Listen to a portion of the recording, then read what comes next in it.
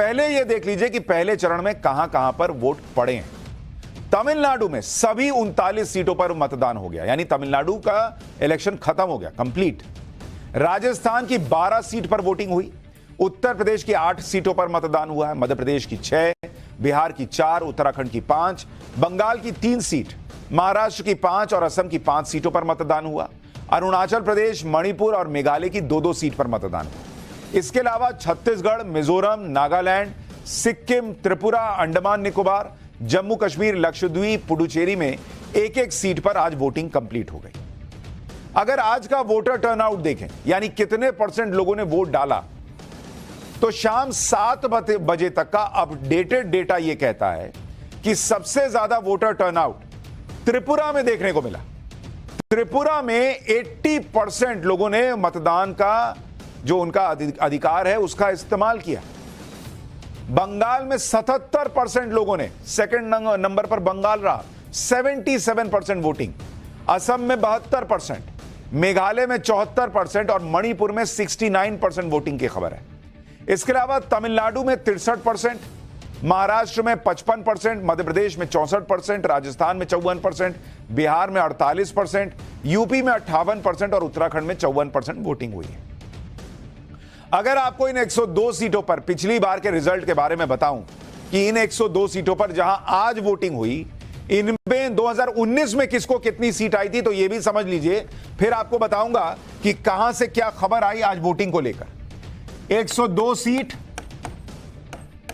और 2019 का रिजल्ट क्या रहा था इन 102 सीटों पर। इन 102 में से बीजेपी ने जीती थी 40 सीट। बीजेपी ने 40 सीट जीती थी, जबकि बीजेपी ने लड़ी ही 56 सीट थी, क्योंकि इन 102 में से 39 सीट तमिलनाडु की है, दक्षिण भारत की सीटें हैं जहां पर बीजेपी उस तरह से चुनाव नहीं लड़ती। इसके अलावा कांग्रेस ने यहां पर 15 सीट जीती थी, जबकि वो 60 से ज्यादा सीटों पर 65 सीट के आसपास चुनाव लड़ी थी। डीएमके को इन 102 में से 23 सीट आई थी, टीएमसी को 0 सीट आई थी। इसीलिए ममता बनर्जी के लिए आज बंगाल में क्या खबर आई है वो भी बताऊंगा।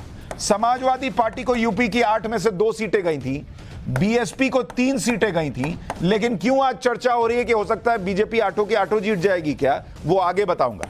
इसके अलावा बिहार में देखिए 1 सीट जेडीयू ने जीती थी, आरजेडी का खाता भी नहीं खुला था, 0, और एलजेपी जो है उसने 2 सीटें जीती थी। तो ये प्रमुख पार्टियां जो हैं उनकी सीटों के बारे में आपको बता दिया।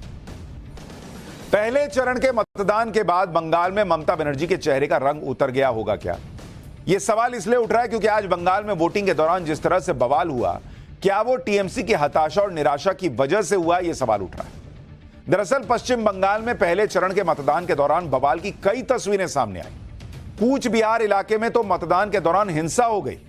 कूच बिहार के सीतलकुची इलाके में बीजेपी और टीएमसी के कार्यकर्ता आपस में भिड़ गए। टीएमसी कार्यकर्ताओं का आरोप है कि बीजेपी वर्कर्स ने उन पर हमला बोला, जबकि बीजेपी का कहना है कि टीएमसी वालों ने हमला किया। कूच बिहार में मतदान चल रहा था तो उसी दौरान चंदामारी इलाके से पथराव की खबर भी आ गई। आप देखिए कैसे मारापीटी चल रही है। बीजेपी ने वीडियो जारी करके टीएमसी कार्यकर्ताओं पर पथराव करने का आरोप लगाया। एक बार जरा वीडियो दिखाइए।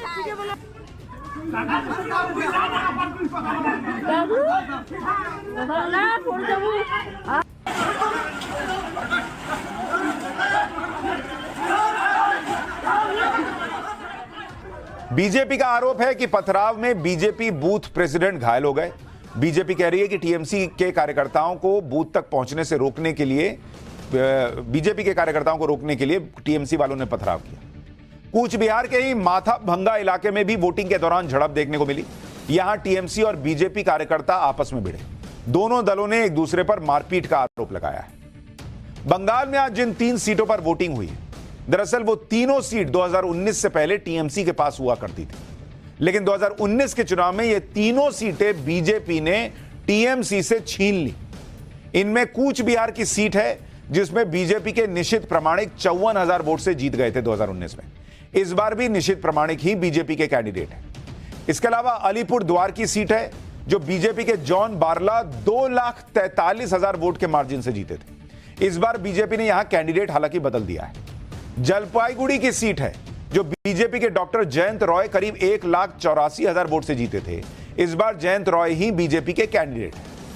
बंगाल में पहले चरण की इन तीनों सीटों की अहमियत इस बात से लगाई जा सकती है या समझी जा सकती है कि खुद प्रधानमंत्री ने 2 बार इस इलाके में रैली की और ममता बनर्जी 3 बार इस इलाके में आई। आप सोचिए कितना कॉम्पिटिटिव रहा है बंगाल की इन 3 सीटों पर चुनाव, और इसीलिए जो मारपीट हो रही है उससे ये चर्चा हो रही है कि कहीं बीजेपी फिर से स्ट्रांग है, इसलिए तो ये रिटेलिएशन नहीं हो रहा। दूसरी तरफ से बंगाल में लोगों की इस बार सबसे ज्यादा दिलचस्पी इस बात में है कि क्या बीजेपी टीएमसी को पीछे करके लोकसभा चुनाव में बंगाल की सबसे बड़ी पार्टी भी बन सकती है। अगर ऐसा हुआ तो बंगाल में ममता बनर्जी के साथ बड़ा खेला हो जाएगा। बंगाल के साथ साथ दिलचस्पी यूपी में इस बात को लेकर भी है कि यूपी में 80 की 80 सीटें जीतने का बीजेपी का जो दावा है, क्या वो दावा सही साबित हो सकता है। यूपी में आज पश्चिमी यूपी की 8 सीटों पर मतदान हुआ है। बंगाल में जहां हिंसा दिखी, वहीं यूपी में अखिलेश यादव ने एक के बाद एक कई आरोप लगा दिए। अखिलेश यादव की समाजवादी पार्टी आज सुबह से ही लगातार आरोप लगाती रही। समाजवादी पार्टी का कहना है कि कई जिलों में मतदान में दिक्कतें आ रही हैं। हमने समाजवादी पार्टी के आरोपों का रियलिटी टेस्ट किया तो उसमें कुछ और ही बात निकलकर सामने आई। समाजवादी पार्टी ने आरोप लगाया कि कैराना में बूथ नंबर 240 में कई मतदाताओं के नाम ही नहीं है, जिसके कारण मतदान प्रभावित हो रहा है। हमारी टीम ने इस आरोप का रियलिटी टेस्ट किया तो जो सच्चाई सामने आई उसके मुताबिक आरोप में कोई दम ही नहीं है। कैराना से हमारी ग्राउंड रिपोर्ट देखिए। बूथ नंबर 240 पे हम मौजूद है, 240 पे मौजूद हैं। कैराना विधानसभा का ये बूथ नंबर 240 है, जिसको लेकर समाजवादी पार्टी ने एक ट्वीट भी किया है कि यहाँ पर मतदाताओं का जो नाम है वो कई बार जो है वो नहीं लिखा हुआ है, और इसको लेकर समाजवादी पार्टी का ट्वीट भी आया है। असलियत क्या है, किस तरीके से यहाँ पे वोटिंग चल रही है, यहाँ पे लोगों से ही बात करते। देखिए लंबी लाइन लगी हुई है लोगों की, जो आकर यहाँ पर अपना मतदान दे रहे हैं, अपनी लोकतंत्र के महापर्व में अपनी जो भागीदारी है वो यहाँ पर सुनिश्चित कर रहे हैं। अच्छा, आप लोग यहीं पे सुबह से हैं? हाँ जी सर, सुबह से बिल्कुल। कोई दिक्कत, कोई परेशानी? कोई दिक्कत नहीं, कोई परेशानी नहीं सर, बिल्कुल सुकून से हो रहा है सब काम। कोई वोटिंग में नाम नहीं है, किसी का लिस्ट में नाम नहीं है, ऐसी कोई उपद्रव, कोई ऐसी घटना? नहीं नहीं सर, कोई ऐसी घटना नहीं। सबका नाम है? सबका नाम है सर। बाई चांस जिसका नाम नहीं है उसका बीएलओ बराबर में बैठे हैं, वो उनको पर्ची दे रहे हैं बना के। शांति से सब काम हो रहा है। शांति से हो रहा है। हाँ, और प्रशासन भी बहुत बढ़िया है बिल्कुल। आप लोग क्या बूथ एजेंट हैं? जी सर। किसके तरफ से आप लोग हैं? हम इकरा की तरफ से। इकरा की तरफ से। शांति से चल रहे हैं यहाँ पे? बहुत अच्छा चल रहा है सर, मजा आ रहा है बहुत। कोई दिक्कत परेशानी? कोई परेशानी नहीं है, बहुत अच्छा चुनाव चल रहा। प्रशासन और शासन दोनों अच्छा काम कर रहे हैं और हम भी अच्छा काम कर रहे हैं। बिल्कुल। वो कह रहे हैं हम भी अच्छा काम कर रहे हैं। तो अखिलेश यादव जो कह रहे थे कि कई लोगों का नाम नहीं है कैराना के इस बूथ पर, वहां बूथ पर मौजूद लोग तो कुछ और ही कहानी बता रहे हैं। इसी तरह से समाजवादी पार्टी ने सहारनपुर में भी मतदान को लेकर आरोप लगाया। समाजवादी पार्टी ने आरोप लगाया कि सहारनपुर में बूथ नंबर 270 पर धीमी गति से मतदान चल रहा है। यह बूथ मुस्लिम बहुल है, इसलिए प्रशासन मतदान की गति को प्रभावित कर रहा है। समाजवादी पार्टी के इस आरोप का भी हमारी टीम ने रियलिटी टेस्ट किया तो यह आरोप भी गलत निकल गया। देखिए सहारनपुर से यह ग्राउंड रिपोर्ट। समाजवादी पार्टी ने दरअसल ट्वीट किया और कहा कि सहारनपुर नगर में बूथ संख्या 270 पर धीमी गति से मतदान चल रहा है और बूथ के मुस्लिम बाहुल्य होने के कारण यहां पर मतदान को प्रभावित किया जा रहा है, चुनाव आयोग संज्ञान ले। और उसी ट्वीट पर जवाब दिया गया डीएम सहारनपुर द्वारा, यहां पर जो है 22% मतदान 11 बजे तक हुआ है और 1 बजे तक मतदान 30% से ज्यादा, ऐसे में लगातार मतदान हो रहा है। हम इस वक्त 270 बूथ नंबर के बाहर ही हैं। ये देखिए बूथ नंबर 270 है और आप देखें तो लगातार यहाँ पर वोटिंग हो रही है। पुलिस प्रशासन भी लगातार निगरानी रखे हुआ है कि जो वोटिंग है वो सुचारू रूप से होती रहे। और ऐसे में अभी हमने जो सेक्टर मजिस्ट्रेट हैं उनसे भी बात की और उन्होंने भी ये कहा कि इस तरह की कोई भी जो बाधा है या किसी भी तरह की रुकावट जो है वो फिलहाल यहाँ पर देखने को नहीं आई है। तो कुल मिलाकर फिलहाल हमारी पड़ताल में यही सामने आया है कि समाजवादी पार्टी के ट्विटर हैंडल पर जिस तरह के आरोप लगाए जा रहे हैं वो दरअसल बेबुनियाद हैं और कहीं न कहीं प्रभावित करने की कोशिश है। और लगातार प्रशासन जो है इस मामले में किसी भी तरह की शिकायत होते ही मौके पर पहुंच रहा है। पुलिस प्रशासन की तरफ से कोशिश है कि निष्पक्ष चुनाव हो और पूरी तरह से निर्बाध तरीके से चुनाव हो। यानी अखिलेश यादव का एक और दावा गलत साबित हो गया। भाई अगर धीमी वोटिंग करवाई जा रही होती तो बहुत लंबी लाइन दिख रही होती। भाई आगे लाइन धीरे धीरे बढ़ेगी तो पीछे लाइन लंबी हो जाएगी। वहां तो आपको वैसी कोई लंबी लाइन भी नहीं दिखी। यानी अखिलेश यादव सुबह से दावे के दावे ठोक रहे थे और नवभारत पर वो सारे दावे हम आपको ग्राउंड रिपोर्ट दिखा रहे हैं कि गलत साबित हुए। इसी तरह से अखिलेश यादव ने आरोप लगा दिया कि कैराना के बूथ नंबर 172 में वोटर सूची से मतदाताओं के नाम गायब है। इस आरोप का भी हमने रियलिटी टेस्ट किया। तो जानते हैं क्या पता चला? पता यह चला कि समाजवादी पार्टी जिस बूथ नंबर 172 का जिक्र कर रही है, उस नंबर का कोई बूथ ही नहीं है कैराना में। कैराना से यह ग्राउंड रिपोर्ट भी देखिए। सर, ये जानकारी मिल रही है कि मसावी में 1500 लोगों का मतदाता सूची से नाम काट दिया गया है, लिस्ट में नाम नहीं है। ऐसी कोई जानकारी? पहली बात तो 500 तो वोटर किसी बूथ पे है ही नहीं। 4 बूथ यहाँ पर है, तो उसका नंबर 154, 155, 156, 157 है। यानी 172 बूथ संख्या यहाँ कोई है। बूथ संख्या यहाँ पर नहीं है। 4 बूथ हैं, चारों की वोटिंग इसी स्कूल में होता है। अच्छा, पूरे गांव में कितने मतदाता यहाँ होंगे? लगभग 4000 के आसपास। कोई ऐसा बूथ संख्या नहीं है जिस पर 1500 के करीब मतदाता? नहीं, कोई नहीं। 1000 के राउंड में है सब जो है, 1025, 1026 इस तरह से है सब में। दूसरी बात, तो वोट काटने का मतलब है कि फॉर्म 7 भर जाता है, उसकी प्रोसेस होती है, उसमें एक अपेक्स करता डालता है जो वोट कटवाने वाला होता है। ऐसे वोट अपना नहीं कटती हुई, वोट काटनी पड़ती है तो परिवार की सहमति से वोट कटती है। यानी अखिलेश यादव दिन भर जो दावे कर रहे थे, सब हमारी ग्राउंड रिपोर्ट में गलत साबित हुए। इसीलिए अब लोग ये भी सोचेंगे कि जो उन्होंने दावा किया कि ये तो चुनाव बीजेपी के हाथ से गया फर्स्ट फेज वाला, वो भी कितना सही है समझ ही जाएंगे लोग। इधर समाजवादी पार्टी के सारे आरोप बेदम निकले, तो दूसरी तरफ मुरादाबाद में समाजवादी पार्टी का हंगामा भी देखने को मिला। मुरादाबाद में भी आज मतदान हुआ और यहां से समाजवादी पार्टी की कैंडिडेट रुचि वीरा और पुलिस के बीच जमकर हंगामा हो गया। रुचि वीरा ने आरोप लगाया कि पुलिस महिला मतदाताओं को धक्का दे रही थी। इसी को लेकर काफी देर तक हाई वोल्टेज हंगामा होता रहा। जरा देखिए वहां क्या हुआ।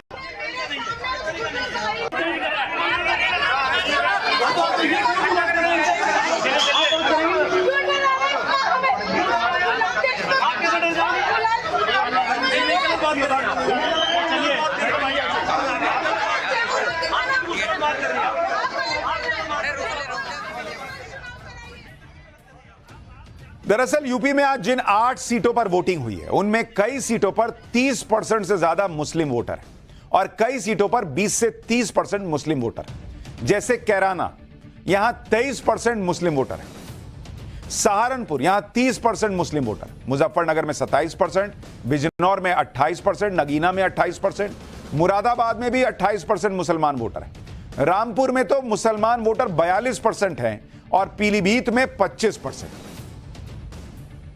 2019 के चुनाव में समाजवादी पार्टी, बीएसपी और आरएलडी का गठबंधन लड़ा था इन 8 सीटों पर। इसलिए यूपी की इन 8 सीटों में से बीएसपी ने 3 सीटें जीती थी, सहारनपुर, बिजनौर और नगीना। ये मुस्लिम और दलित बहुल सीटें थी, ये बीएसपी ने जीत ली। गठबंधन में लड़ रहे थे ये लोग। समाजवादी पार्टी को मुरादाबाद और रामपुर की सीट पर जीत मिल गई। वहीं बीजेपी ने कैराना, मुजफ्फरनगर और पीलीभीत की सीट अपने नाम कर ली थी। यानी इन 8 सीटों पर 2019 का रिजल्ट था 3 बीजेपी, 3 बीएसपी और 2 समाजवादी पार्टी। लेकिन तब बीएसपी, समाजवादी पार्टी और आरएलडी मिलकर लड़ रहे थे। इस बार आरएलडी बीजेपी के साथ है और बीएसपी अलग चुनाव लड़ रही है। इसलिए बीजेपी की ताकत बढ़ी हुई मानी जा रही है और विपक्ष की ताकत बटी हुई। और चर्चा इसलिए शुरू हो गई है कि कहीं बीजेपी 8 की 8 सीट तो नहीं जीत रही। पहले चरण में पश्चिमी यूपी की सीटों पर मतदान हुआ है। पश्चिमी उत्तर प्रदेश में किसानों का प्रभाव है, लेकिन इस बार किसानों के नेता भी शायद माहौल देखकर पहले से ठंडा पड़ गए हैं। राकेश टिकैत कह रहे हैं कि किसान हर पार्टी में है और इस बार वो किसानों से किसी को वोट देने के लिए नहीं कह रहे हैं, जिसका जहां मन है वोट दे सकता है। टिकैत ने यह भी कहा कि इस बार का चुनाव बहुत ठंडा है, चुनाव को और गर्म होना चाहिए था। राकेश टिकैत कैसे ठंडी ठंडी बातें कर रहे हैं, जो खुद गर्म नहीं हो पा रहे, वो चुनाव को ठंडा बता रहे हैं। पहले वो सुन लीजिए, फिर पहले चरण की वोटिंग में बिहार में क्या दिखा वो भी बताऊंगा। अगर नरम गरम बयान नहीं देंगे तो संख्या घट जाएगी। भाई तो चुनाव कितनी में गर्मी लाना चाहते हैं बयान में? गर्मी जानी थी भाई, गर्म होना था इस पूरा। बार तो आप ही के बयान भी नहीं आए कहीं गर्म, आप भी शांति हमने तो दिखते ये रहे। कहा कि आप आंदोलन में हमारे साथ रहो, हाँ। वोट आप कहीं दे आओ। जिससे उनकी नाराजगी है उसका परंपरागत वोटर रहा है। उनको लगता है कि हमारे जो बड़े लीडर है उनको अवॉइड करा जा रहा है। कुछ कुछ लग भी रहा, जो सी पार्टी में रहते हैं वहां पर नेताओं की ज्यादा होती नहीं, तो लगा है तो उन्होंने अपने मुद्दे उठाए। किसान सारी पार्टियों में हैं, तो हम किसान को क्यों बांटे? किसानों को क्यों बांटे? अपनी वोट दो, वोट देने के बाद किसान अपने मुद्दे के आधार पर वोट देगा, अपने उसमें दे देगा, जिसको जो मर्जी है उसमें दे सकता है वो। अब राकेश टिकैत जिस ठंडे ढंग से कह रहे हैं कि किसान जिसको मन उसको वोट दे दे, उसी से समझ जाइए माहौल क्या है। यूपी के साथ साथ बिहार में भी आज वोटिंग हुई है। बिहार में 4 सीटों के लिए मतदान हुआ जिनमें बीजेपी, जेडीयू, एलजेपी की सोशल इंजीनियरिंग का टेस्ट होना है, क्योंकि बिहार में जिन 4 सीटों पर वोटिंग हुई है उनमें गया से एनडीए की तरफ से जीतन राम मांझी, जिन्हें अपने मुसहर समुदाय के वोटों के अलावा एलजेपी के पासवान वोट और बीजेपी के ट्रेडिशनल अपर कास्ट वोट को मिलाकर इस बार जीतने की उम्मीद होगी। गया में जीतन राम मांझी 2014 और 2019 का चुनाव हार चुके हैं। औरंगाबाद और नवादा में बीजेपी के अपर कास्ट कैंडिडेट हैं।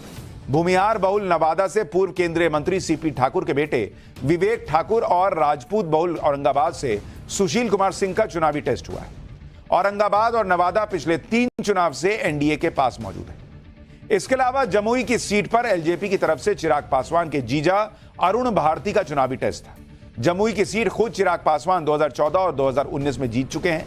2019 में चिराग पासवान करीब 2,41,000 वोट से जमुई की सीट जीते थे। 2 और अहम राज्यों में आज वोटिंग थी और ये वो राज्य हैं जहां कुछ महीने पहले ही विधानसभा चुनावों में बीजेपी को बंपर जीत मिली थी। एक है मध्य प्रदेश, दूसरा राजस्थान। आज मध्य प्रदेश की 6 और राजस्थान की 12 सीटों पर वोट डाले गए, लेकिन इन दोनों राज्यों में किसी एक सीट पर सबसे ज्यादा नजर है तो वो है छिंदवाड़ा, क्योंकि छिंदवाड़ा को लेकर यह सवाल पूछा जा रहा है कि क्या कांग्रेस के बड़े नेता कमलनाथ छिंदवाड़ा के अपने गढ़ को इस बार बचा पाएंगे। 2019 के चुनाव में मध्य प्रदेश की 29 में से सिर्फ छिंदवाड़ा सीट ऐसी थी जो कांग्रेस जीत पाई थी, लेकिन 2019 के चुनाव में कमलनाथ के बेटे नकुलनाथ सिर्फ 37,000 वोट के अंतर से जीते थे, जबकि 2014 में जब कमलनाथ छिंदवाड़ा से जीते थे तो उनका मार्जिन करीब 1 लाख वोट का था। इस बार चुनाव से पहले छिंदवाड़ा में कमलनाथ के कई करीबी कांग्रेस छोड़कर बीजेपी में चले गए। मध्य प्रदेश में बीजेपी की रिकॉर्ड जीत रही। ऐसे में सवाल उठ रहे हैं कि क्या छिंदवाड़ा भी हाथ से जाने वाला है। इस बार छिंदवाड़ा में कमलनाथ के सामने बहुत बड़ी चुनौती है कि वो कैसे अपने बेटे को अपने गढ़ में जिता पाएंगे, और शायद यही वजह है कि छिंदवाड़ा के कांग्रेसी कार्यकर्ता अपना आपा खो रहे हैं। छिंदवाड़ा में आज मतदान के दौरान शहर के एक बूथ पर कांग्रेस और बीजेपी कार्यकर्ता आपस में ही भिड़ गए। बीजेपी और कांग्रेस के कार्यकर्ताओं ने एक दूसरे पर जमकर कुर्सियां उछाली। आरोप है कि लाठी डंडों का भी प्रयोग किया गया है। जरा तस्वीरें दिखाइए।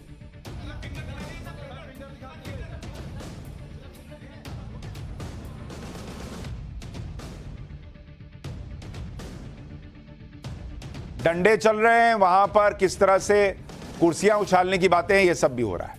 मध्य प्रदेश के अलावा राजस्थान की जिन सीटों पर आज वोटिंग हुई है उनमें कुछ केंद्रीय मंत्रियों की सीटें भी हैं, जैसे बीकानेर से केंद्रीय मंत्री अर्जुन राम मेघवाल जो लगातार 3 बार जीत चुके हैं। अलवर से केंद्रीय मंत्री भूपेंद्र यादव जो पहली बार लोकसभा चुनाव लड़ रहे हैं। इसके अलावा जिन हॉट सीट्स पर आज वोटिंग हुई है, चूरू सीट से बीजेपी के देवेंद्र झांझड़िया और कांग्रेस के राहुल कासवां आमने सामने। यह सीट इसलिए दिलचस्प है क्योंकि राहुल कासवां का टिकट बीजेपी ने काट दिया था और यहां से राहुल कासवां से सियासी मतभेद की वजह से बीजेपी के बड़े नेता राजेंद्र राठौड़ ने देवेंद्र झाझड़िया के लिए जोर लगाया। इसके अलावा नागौर सीट से बीजेपी की ज्योति मिर्धा आरएलपी के हनुमान बेनीवाल से भिड़ रही हैं। यह सीट इसलिए दिलचस्प है क्योंकि 2019 के चुनाव में ज्योति मिर्धा कांग्रेस से लड़ी थी और तब हनुमान बेनीवाल एनडीए का हिस्सा थे और चुनाव जीत गए थे, लेकिन इस बार सीन उल्टा हो गया है। दौसा सीट में बीजेपी के कन्हैयालाल मीणा वर्सेस कांग्रेस के मुरारीलाल मीणा की लड़ाई। यह सीट इसलिए दिलचस्प है क्योंकि यहां पर बीजेपी के बड़े नेता किरोड़ीलाल मीणा की प्रतिष्ठा दांव पर है। किरोड़ीलाल मीणा तो यहां तक कह चुके हैं कि अगर दौसा सीट बीजेपी नहीं जीती तो वो मंत्री पद छोड़ देंगे। पहले चरण के चुनाव में कई वीआईपी सीटों पर उम्मीदवारों की किस्मत का फैसला करने के लिए वीआईपी लोग भी मतदान करने के लिए निकले। पहले चरण की वोटिंग की कुछ कलरफुल तस्वीरें भी दिखाता हूं, क्योंकि चुनाव एक पर्व की तरह है, तो उस पर्व में जो अनोखी तस्वीरें आई हैं। पहले चरण में वोट देने के लिए क्या आम क्या खास सभी घर से निकले। संघ प्रमुख मोहन भागवत ने नागपुर में अपने मताधिकार का प्रयोग किया। कांग्रेस नेता कमलनाथ ने छिंदवाड़ा में वोट डाला। मुजफ्फरनगर से बीजेपी कैंडिडेट संजीव बालियान ने अपने मताधिकार का इस्तेमाल किया। राज्यवर्धन सिंह राठौड़, उत्तराखंड के सीएम पुष्कर सिंह धामी, अन्नामलाई, इन सभी नेताओं ने अपने अपने मताधिकार का प्रयोग कर लिया। इसके अलावा फिल्मी दुनिया से भी कई लोगों ने बढ़ चढ़कर मतदान में हिस्सा लिया। चेन्नई में रजनीकांत, फिल्म स्टार अजीत ने भी वोट डाला। उत्तराखंड में बाबा रामदेव और आचार्य बालकृष्ण ने भी मतदान का इस्तेमाल किया। अब आज की वोटिंग के अलग अलग कलर्स आपको दिखाता हूं। आज सुबह जब मतदान शुरू हुआ तो लोगों की भीड़ मतदान केंद्र पहुंचने लगी। अब जैसे ये तस्वीर देखिए, लोगों की लाइन लगी हुई है और वोट डालने के लिए गजब का उत्साह दिख रहा था। मतदाताओं में वोट डालने को लेकर बहुत एक्साइटमेंट नजर आई। मुजफ्फरनगर में तो एक दुल्हन विदाई से पहले वोट डालने पहुंची। ये देखिए, उसने दूल्हे को कहा कि तुम रुको यार, अभी पहले रुको जरा, मैं वोट डाला हूं, उसके बाद जो है शादी करूं। चुनाव आयोग ने बुजुर्ग मतदाताओं की परेशानी को देखते हुए वोट फ्रॉम होम शुरू किया है। इस अभियान का लाभ उन मतदाताओं को मिला जो 80 साल की उम्र से ज्यादा के हैं या चलने फिरने में असमर्थ हैं। बुजुर्ग मतदाताओं ने इस सुविधा का लाभ भी जमकर उठाया और घर बैठे मतदान किया। ये देखिए, आप वर्क फ्रॉम होम करते थे, ये वोट फ्रॉम होम शुरू हो गया है। इसी तरह से दौसा में तो मतदान के दौरान अलग ही रंग दिखा। दौसा में भी आज मतदान हुआ और मतदाताओं का उत्साह बढ़ाने के लिए दौसा में वोट बारात निकाली गई। ढोल नगाड़ों की थाप पर इलाके के लोग बड़ी संख्या में वोट बारात में शामिल हुए। देखिए जरा।